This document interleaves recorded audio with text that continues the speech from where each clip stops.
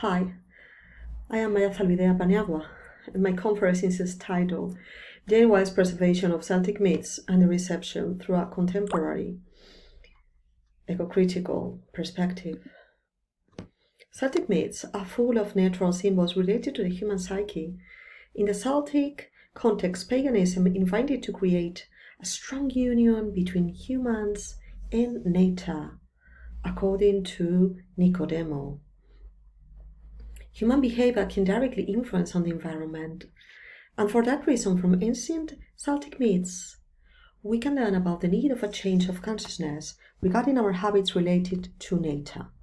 In England, the British Romantics revived the interest in mythology and folklore. Irish authors like W.B. Yeats and Lady Gregory, Jane Wilde, Oscar Wilde's mother, renowned folklorist, divulge through her books knowledge about the Celtic myths whose origin belonged to the oral tradition. Sotilota states that la diseminación de las tradiciones orales de la mano de Jane Wilde forman parte del testimonio de los ideales emergentes del nacionalismo irlandés. Fin de cita. In Ancient Legends, Mystic Charms and Superstitions of Ireland, 1887, Jane Wilde compiled Celtic myths and ancient legends of Ireland, combining magical creatures like fairies and witches, as well as pagan traditions of druids, their charms and superstitions, with the Christianization of Ireland with lives of saints like St. Patrick and St. Bridget. English Romantics were against the dehumanizing and utilitarian lifestyle imposed by the Industrial Revolution. William Blake, in Songs of Innocence and Experience,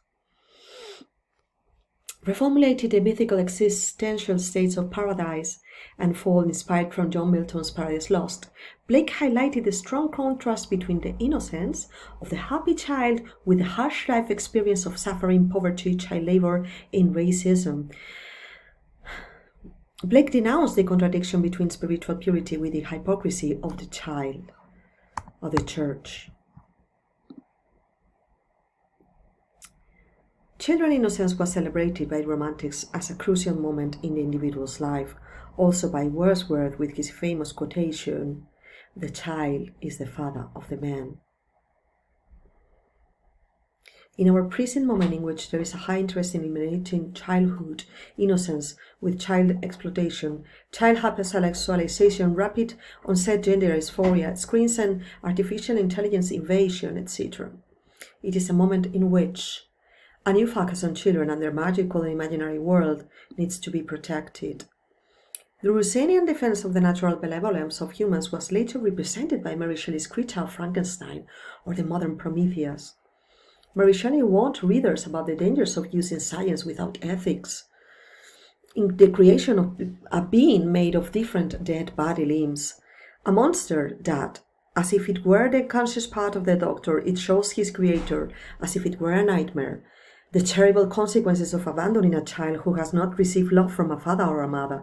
In our present world, transhumanism and artificial intelligence are being introduced in education, jobs, and the health system, which are supposedly ethic use, which is not ethic at all due to the lack of the individual's privacy. The decrease of the choice of being assisted by humans instead of by machines, and having to use apps instead of having the possibility to have a phone conversation to receive information, etc.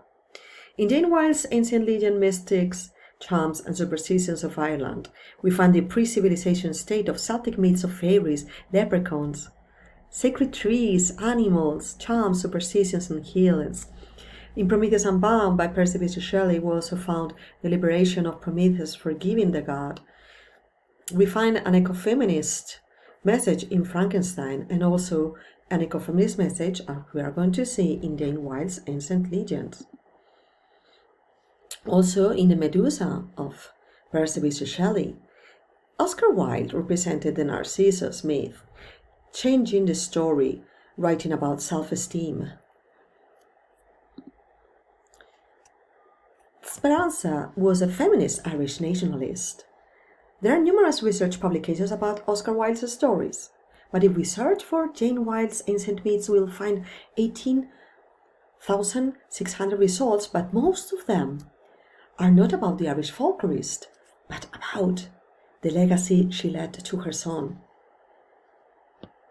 The folklorist Jane Wilde was one of the first Irish nationalists, grandchild of Charles Maturin. She wrote articles in The Nation in which she defended that women, even if they were married, they should give more importance to their careers than to their family demands. The feminist view of Jane Wilde can be perceived in her ancient legends. In the chapter dedicated to the Tuatha de Danann, children of Danann goddess, informing about the matrilineal societies of Celtic mythology, the most ancient and forgotten ones, that were overshadowed by the domination of the patriarchal societies of the Greek mythology.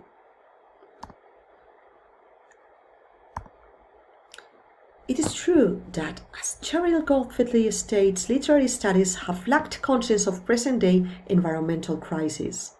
The fairies belong to another world, to a sacred and mythical transcendence.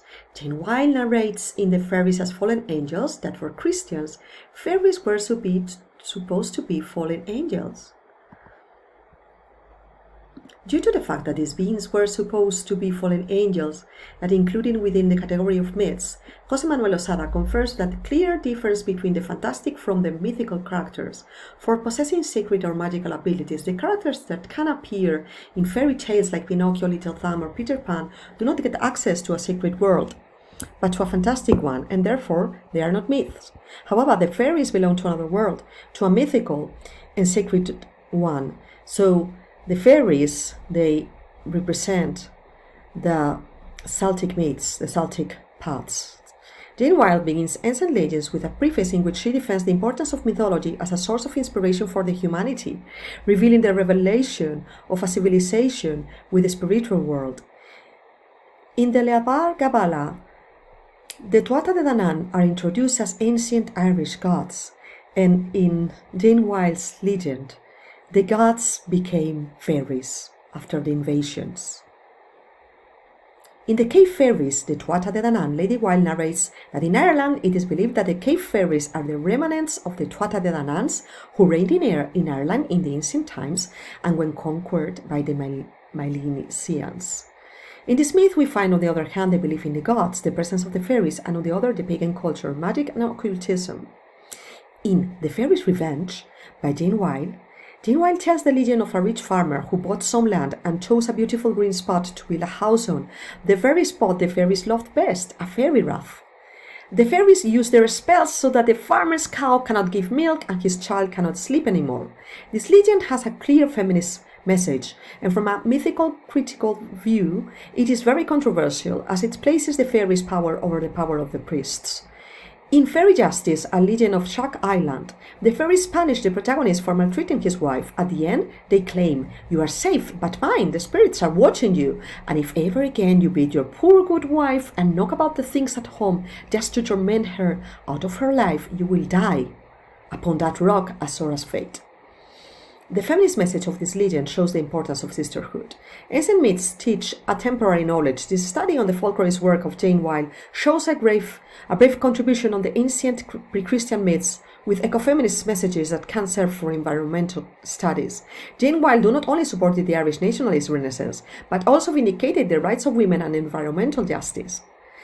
During centuries, the remnants of pre-Christian and Celtic pagan cultures have been eliminated, and in the moment in which we are living in an environmental crisis, we can create a new romantic renaissance, highlighting the importance of social and environmental awareness for the preservation of the earth.